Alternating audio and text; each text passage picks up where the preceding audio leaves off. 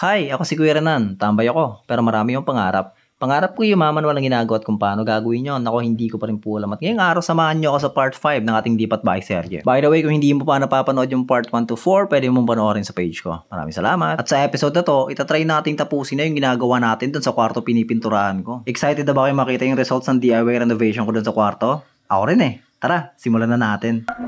So guys, good morning. Bago tayo makagawa ng kahit ano pa man, so ang pinakaunahin natin is wawalisan muna natin yung dingding. Tapos thankful na pala ako sa mga nagbigay ng tips, yung mga marunong magpintura na sabi sa akin is lihahin daw muna bago mag second coating. Which definitely makes sense naman kasi sabi na ng bayaw ko para daw mas dumikit yung pintura. So ayan, walisan muna natin tapos lihahin natin ng konti. Hindi naman yung super lihahin, parang gaskasan lang ng konti tapos sa akin mag second coating. Pero okay, first coating ko rin muna yung para sure na sure tayo. So tara, gawin natin to.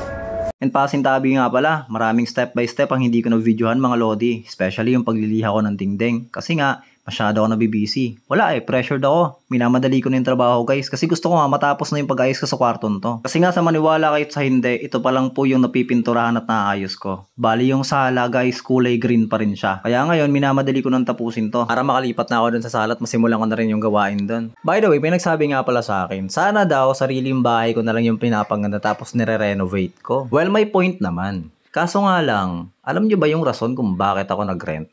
Kasi wala pa po akong pambili ng sarili kong bahay at lupa.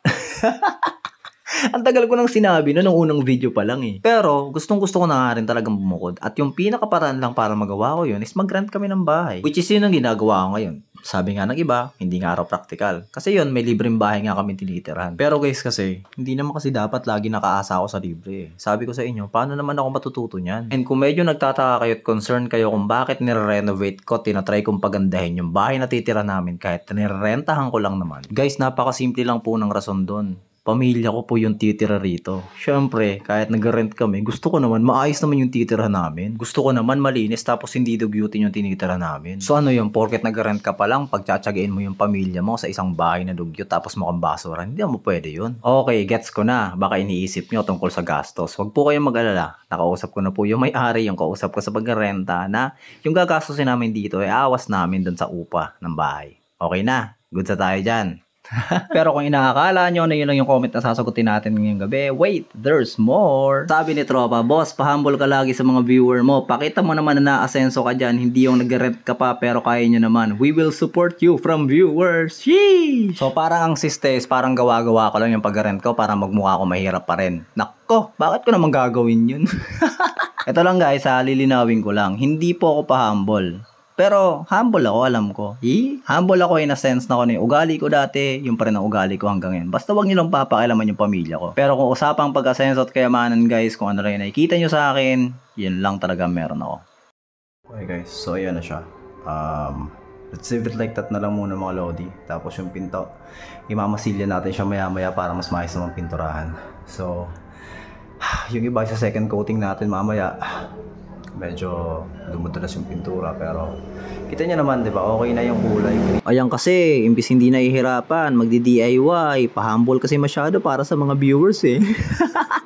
Nako, Kuya Renan, labas mo na kasi yung totoo. Mayama ka na, nagpapanggap ka lang na mahirap eh. Pero yun nga, balik tayo sa usapan. Yung alanganin para sa akin yung pagkakasabi, nagpapahumble daw para sa mga viewers ko, nag-rent ako, kahit alam naman nilang kaya ko naman daw. Parang sinabi na rin lang na parang nagpapanggap lang ako sa kung meron akong buhay ngayon. Guys, ganito lang manifesting naman ako na soon maabot ko yung standard ng pag-asenso sa Pilipinas. Pero sa ngayon talaga guys, wala, hindi pa talaga kaya. Lagi kong sinasabi yun sa inyo. Actually, sobrang thankful nga ako na may nanonood sa akin kahit ganito rin yung nakikita nyo sa mga videos ko eh. Alam niyo yun, hindi ko kailangan magpanggap na asensado para lang masabi ng iba na uy, successful na sa pagbablog, uy, mapera na, uy, yumayaman na. Thankful ako na hindi ko kailangan madaliin yung pag-asenso dito sa larangang pinili ko. Kaya hindi nga ako nakakaramdam ng ganong katinding pressure eh. Kaya hindi ako napipilita mag-promote ng sugal kasi wala akong kailangan patunayan sa inyo. Hindi ko kailangan bumili ng kotse, hindi ko kailangan magkaroon ng mansyon. Pero kung usapan pag-asenso, in a sense, yes, asensado na ako. Kung pag-uusapan natin is yung asenso na marami na ba nagbago sa buhay ko? Yes po, marami na nagbago sa buhay ko. Nabibili ko na yung mga bagay na hindi ko nabibili dati. Kaya ko na mag-fried chicken kahit araw-araw. Kaya ko na mag-Jollibee kahit walang selebrasyon. Nakakain mo ng soft drinks kahit walang bisita. Yung mga ganong simpleng bagay guys na hindi ko nagagawa dati, nagagawa ko na ngayon. Kung ganun yung pag-uusapan natin sa asenso, yes po, umaasenso na ako. Tulad nito, kaya ko na magpakabit ng wifi. Dati nun, data lang ako. Kaya nga dini-DIY way ko lang yung pag-renovate ng bahay namin. Kasi nga, maaalanganin na ako pag ibinayad ko pa to. Imbis ibayad sa iba, ako na lang gagawa kasi kaya ko naman eh. Kaya nga, ginagawa kong content tong lipat bahay serye namin eh. Bakit? Para at least makabawi man lang sa gastos ng paglipat namin.